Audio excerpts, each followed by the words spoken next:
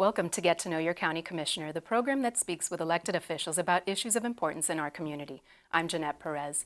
Today I'm pleased to welcome the Vice Chair of the County Commission and Chairman of the Transit and Mobility Services Committee, District 13 Commissioner Esteban Bovo. We also welcome his guest, Paul Schweip, Chairman of the Citizens Independent Transportation Trust. Thank you both for being here. Thank you, Jeanette. Commissioner, let's start off with you. You've been very involved with trying to find solutions to the traffic congestion problems we face here in Miami-Dade County. And there's been talk about an east-west commuter rail service. Can you tell us the overall vision for that transportation initiative? I think when we look at transportation holistically, though, it's not just east-west. Really, it's a lot of corridors that we're looking at, and how do we improve our current system? So there are multiple things going on. One, improve what we have right now. How do we make the ride for folks better and more efficient? And then the next step really is how do we start giving folks alternative? And what we've noticed, particularly east-west, is that folks, the only alternative for them right now is either an MDX road, which means a lot of tolls, or getting off an MDX road and using roads that were really never meant for that kind of congestion.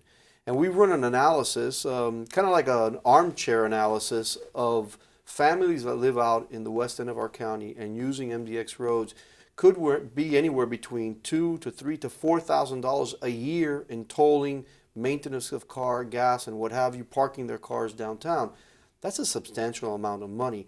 And I feel that we have an obligation to them to try to look at alternatives, try to figure out how can we fulfill the promise of the PTP. You know, there was once a conversation, there was a buy-in by voters that said, look, we applaud the vision, we support the vision. Quite honestly, we as elected officials and government have kind of failed that vision. And the whole idea of East-West is how do we fulfill it? And Paul, could you tell us what the mission of the Citizens Independent Transportation Trust is and how it plays a role in this transportation initiative? Yeah, I can, Jeanette. And thank you, Commissioner, for inviting me as your guest here today and for including the Transportation Trust in this discussion. The Commissioner really has shown a lot of leadership as chair of the Transportation and Mobility Committee.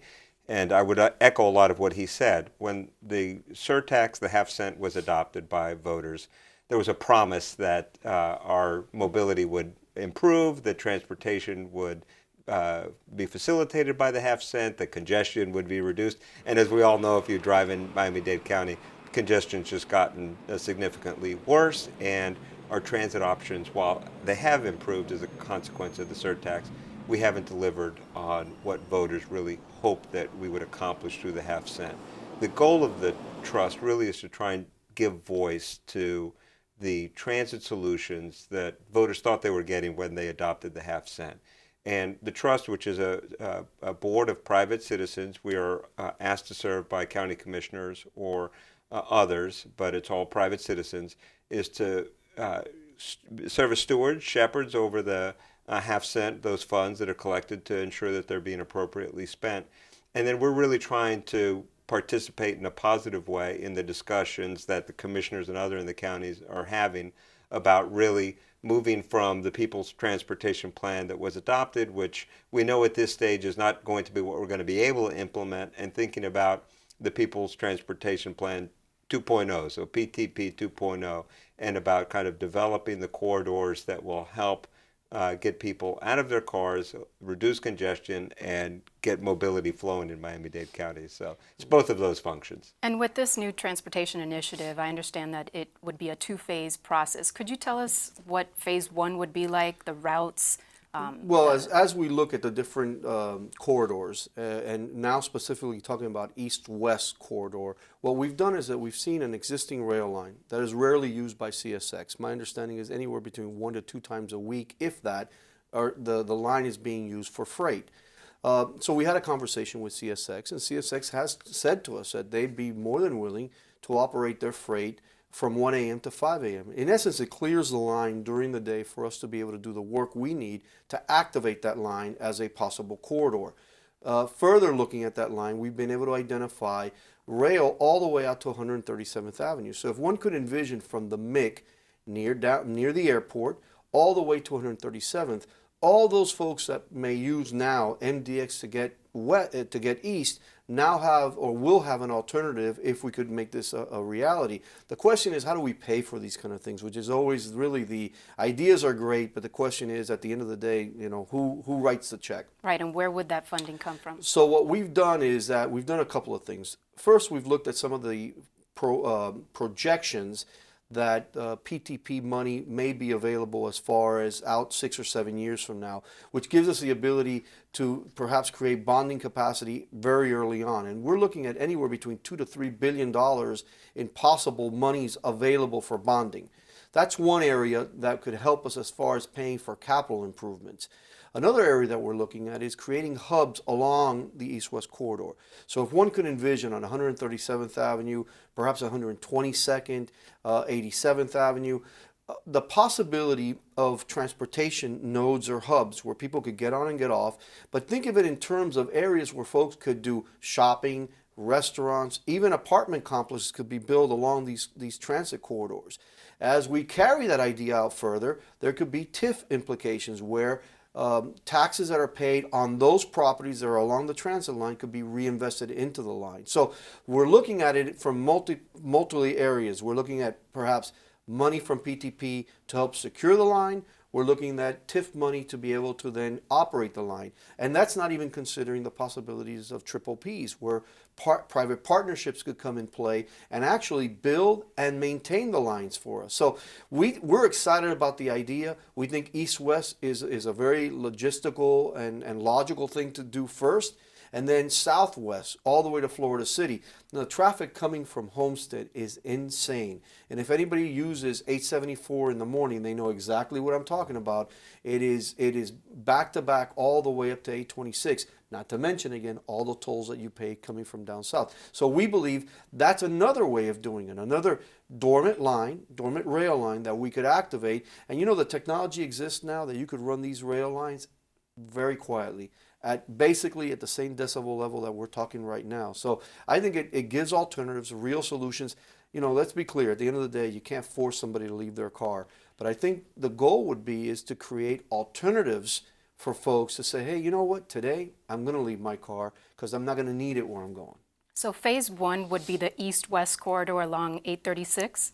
In the idea that we'll be presenting and having conversation with the MPO, and we've had total support from CITT, that would be phase one. Phase two then would be the corridor going southwest that feeds out to Florida City. But I want to be clear, this does not go counter to anybody else's corridor. On the contrary, we're supportive of everybody's ideas coming to the table. We just think this one is unique because we have the rail lines in place. And Paul, do you have an idea of where the stations might be along those two corridors? Well, the kind of station placement issues would need to be thought through on the design phase, although the Commissioner mentioned some potential stops. This is one of those ideas when Commissioner Bovo first came to the Transportation Trust and talked about this, that it was like everyone had an aha moment, like why hadn't somebody thought about this beforehand? Because it's really it's a brilliant effort to take an underused asset that already exists, the rail lines are there, and then facilitate mobility through giving people an alternative. And as the Commissioner said, we don't expect that everyone's going to get out of their car and get a train, but if you can take some of the traffic off the streets and put people in mass transit, that's going to make the situation better for everyone that has to drive. And it's a lot cheaper. And vehicle ownership, the cost of operating a vehicle, the tolls, all that. And they've done some studies on that so that the idea of giving people this as an alternative makes a lot of sense. A couple of things in terms of the way it would play out. One is it's a lot cheaper than Metrorail. The original PTP was Metrorail lines everywhere. And what we've all recognized is it's just too expensive because it has to be elevated. Commuter rail, it's on grade, so it can be done at a fraction of the cost. The rail lines are there. And then building the stations is also much less expensive because you don't have to build elevated stations. So how do you pay for it? There will, in the future, be surtax funds available to assist in paying for it. But the surtax is not going to be the only solution to pay for all the corridor developments that we need. And this is true about transit improvements, and the Commissioners pointed this out, is this is a public investment in infrastructure that adds real value to everyone who lives near it, because suddenly being close to that transit station makes your home more valuable or your property more valuable. In fact, there are businesses that are focusing on locating within, for instance, half a mile of a transit hub. So if there's some way of capturing the increase in value that's attributable to that public investment, then that's a fair way of assisting paying for the investment. So this is in the realm of the achievable. It can be done. It will provide a real upgrade in transit alternatives. And from the point of view of the Transportation Trust, we have been very supportive and have tried to partner with the commissioner in advocating for this idea. One last thing, and that is, there are other corridors that are priorities, and Commissioner Bovo has focused on all of them, including on this one in particular. And from the Transportation Trust point of view, if there's a corridor where there's an achievable, realistic plan that can be implemented, then why wait? You know, people need help north, people need help on the beach, people need help south, people need help east-west. If one of those, there's a plan that you can roll out that you can actually do now, there's no reason to wait. So, you know, this is something that we would like to see really move forward. Yeah, and I think just, you know, there's something I think is very important when we talk about dollar amount.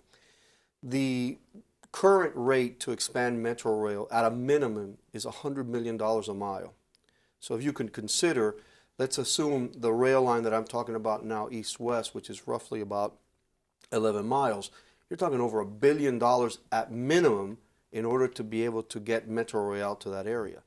When you do a cost comparison, you're talking about $100 million for the entire 11 miles as far as the activation of that line. Now, what we haven't brought to the table yet is the purchasing of the line from CSX. But our estimates run if we purchased all the CSX component, which is about 34 miles, our estimates are running somewhere around maybe $300 million total purchase. You're still looking at a way lower number than it would be to expand just 11 miles of Metro Rail. And I could pretty safely say right now that we're not going to see any more expansions of Metro Rail. I think what we're looking at and what we're contemplating now is the second point that I want to make sure is that we need to now fulfill a promise that we made to the voters. And that promise was delivering alternatives. And while I would have liked it to be Metro Rail, I'm pretty realistic at this point. I don't think that's going to happen. I think light rail, commuter rail, I think is the way to go. It's available to us. And we're going to continue to have this dialogue over the next couple of months, educating folks on the alternatives and actually showing them how this could, you know, impact your life. And I think the question that many residents would like to know is when? When could this new rail service be a reality? Well, that's the jackpot question whenever you deal with government. It requires studies and an analysis and whatnot. And I've said many times on the record, I'm done with doing studies. I'm done with the analysis. The work has been done. MPO is finishing now some of their studies that they need to do. We expect to have some preliminary reports by the end of this month. I'm expecting to go to Tallahassee by the beginning of January with some concrete plans and hope to get some buy-in from the state, particularly in the purchase of the CSX lines. I did not become the chair of the Transportation Committee to just sit there and wait 2 years until my term was up. My hope that by this time next year that we are putting a shovel in the ground, not cutting a ribbon, but at least putting a shovel in the ground that maps out a doable plan. Obviously, construction takes time, and I'm not closed-minded to that. But I do know that our residents, if we ever want to recapture the trust of our residents, they need to see something moving. Thank you so much, both of you, for being here. This is very exciting news. Commissioner Bovo, Paul Schweip. That's all for this edition of Get to Know Your County Commissioner. For more information on county government programs and services, visit us online at miamidade.gov or call 311. I'm Jeanette Perez. Thanks for watching.